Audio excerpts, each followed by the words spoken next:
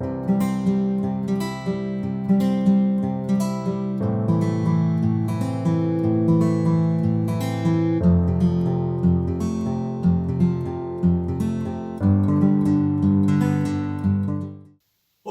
sejam bem-vindos a mais uma oração e ação da juventude.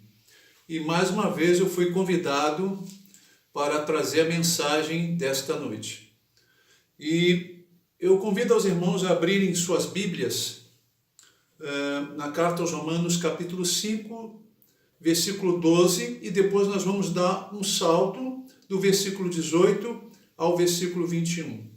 Romanos, Carta aos Romanos, capítulo 5, versículo 12, do versículo, depois nós vamos dar um pulo, do 18 ao 21. E o tema dessa mensagem é o problema do mal. Portanto, 5, versículo 12, portanto, assim como por um só homem entrou o pecado no mundo, e pelo pecado a morte, assim também a morte passou a todos os homens, porque todos pecaram. Versículo 18. Pois assim como por uma só ofensa veio o juízo sobre todos os homens para condenação, assim também por um só ato de justiça veio a graça sobre todos os homens para a justificação que dá vida. Versículo 19. Porque como pela desobediência de um só homem muitos se tornaram pecadores, assim também, por meio da obediência de um só, muitos se tornarão justos. Versículo 20. Sobreveio a lei para que avultasse a ofensa, mas onde abundou o pecado, superabundou a graça. Versículo 21. A fim de que, como o pecado reinou pela morte, assim também reinasse a graça pela justiça para a vida eterna, mediante Jesus Cristo, nosso Senhor. E que Deus ilumine os nossos corações, para a sua palavra. Bem, como eu falei, o tema da mensagem é o problema do mal. Alguns ateus, a fim de questionar a existência de Deus, argumentaram: se Deus é perfeitamente bom, por que permite o mal no mundo? Ou por que existe o mal no mundo? Esse tipo de questionamento, ele é bem antigo e perdura até os dias de hoje. Certa vez um filósofo ateu indagou: se Deus deseja prevenir o mal, mas não consegue, então ele não é poderoso, ele não tem poder, é impotente. Não, mas se ele consegue, mas não quer, então ele é malvado. Mas se ele é capaz e também quer, então de onde vem o mal? No decorrer da história, surgiram várias tentativas de resolver essa questão.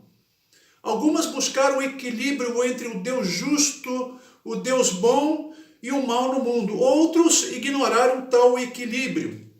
Inclusive, uma das teorias defende a existência de duas forças opostas, contrárias, ambíguas, com a mesma intensidade que atuam no mundo, o bem e o mal. Às vezes, uma se sobrepondo à outra, em determinado momento a prevalência do bem e no outro momento a prevalência do mal. Essa é uma ideia completamente antibíblica, pois a Bíblia nos informa que Deus rege o universo e a história de forma soberana. É importante atentar que a maioria desses questionamentos e teorias em relação ao mal no mundo foi produzida, elaborada de forma bem lógica, por meio de homens que resolveram filosofar sem considerar a perspectiva bíblica sobre a criação e a queda do homem. O que a palavra de Deus ensina sobre essa questão? Bem, vamos ler novamente o versículo 12, Romanos 5. Portanto, assim como por um só homem entrou o pecado no mundo, e pelo pecado a morte, assim também a morte passou a todos os homens, porque todos pecaram. Olha que interessante. Porque assim como por um só homem entrou o pecado no mundo e pelo pecado a morte. Um só homem. Um só homem é uma referência a Adão. E o que este homem fez? Gênesis 3. Ele desobedeceu.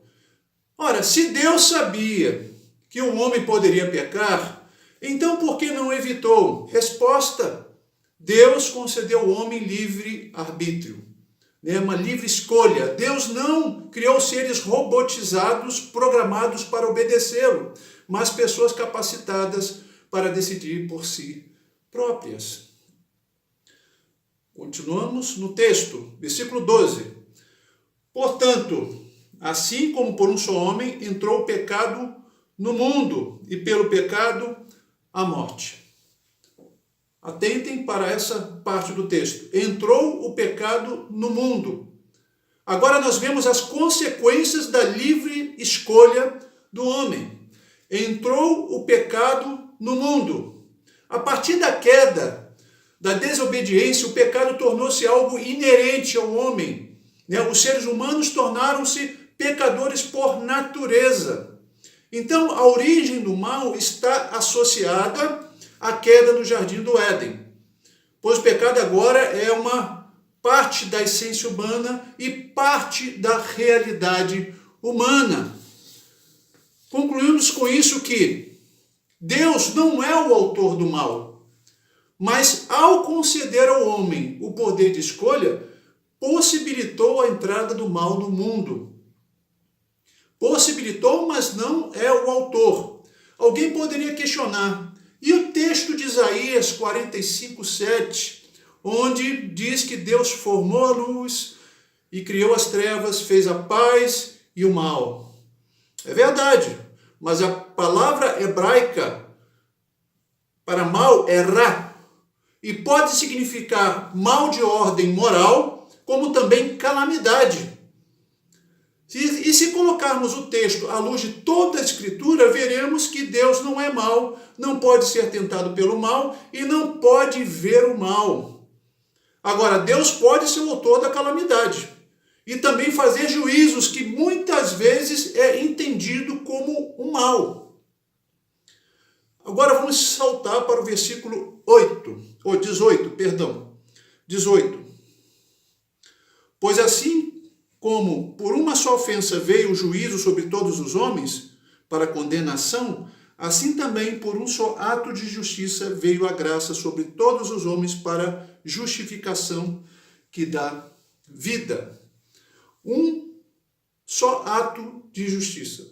Segundo o apóstolo Paulo, Adão e Cristo são semelhantes porque suas ações afetaram muitas pessoas. Mas eu gostaria de chamar a atenção para essa expressão. Um só ato de justiça. Paulo está se referindo à vida, à obediência de Cristo, como também à sua entrega voluntária na cruz do Calvário. Agora pensem comigo. Ao conceder ao homem livre-arbítrio, Deus não estaria se arriscando demais, dando ao homem o poder de decidir? Deus já sabia do risco. Aliás, do resultado da livre escolha do homem e do pecado. Como escreveu Erickson, é notável que, apesar de saber que ele mesmo seria vítima, aliás, a maior vítima do mal, que resultaria do pecado, Deus permitiu que o pecado ocorresse. Então, Deus sabia que ele mesmo teria que pagar. Porque para satisfazer a justiça divina, Jesus assumiu sobre si mesmo o pecado e seus efeitos maus ao morrer na cruz do Calvário. Versículo 20 ao 21. Sobreveio a lei para que avultasse a ofensa, mas aonde abundou o pecado, superabundou a graça, a fim de que, como o pecado reinou pela morte, assim também reinasse a graça pela justiça para a vida eterna, mediante Jesus Cristo, nosso Senhor. Deus em Cristo levou o mal sobre o seu corpo, a fim de que o homem encontrasse liberdade em relação ao poder do mal. Como está escrito, pois onde reina a graça, não existe mais o senhorio do pecado, da maldade. Então ele se fez vítima do mal para nos libertar do mal. E podemos fazer aqui pelo menos umas 3 aplicações do texto que acabamos de ler, ou do tema, né, que abordamos aqui. O tema é vasto, né, existem várias teorias, né, mas eu vou ficar só com o que eu acabei de falar. Bem, a primeira aplicação, podemos extrair, né, do texto, do tema, para as nossas vidas em relação ao ensino do problema do mal. Nesse vale de lágrimas, chamado mundo, é importante ter a certeza de que Deus é nosso companheiro na estrada do sofrimento. Não estamos sozinhos, como escreveu o salmista, ainda que eu ande pelo vale da sombra da morte, não temerei mal nenhum, pois tu estás comigo. Salmo 23, versículo 4. A segunda aplicação, lição que podemos tirar, a maldade não tem a palavra final. A maldade tem prazo de validade. E por fim, Deus julgará toda a maldade no tempo determinado por ele. Eu creio que existem vários textos que falam sobre isso. Vemos a carta de Paulo, vemos Paulo falando em Tessalonicenses, nós vemos Apocalipse, 2 Pedro, vários, até o próprio Jesus falou ali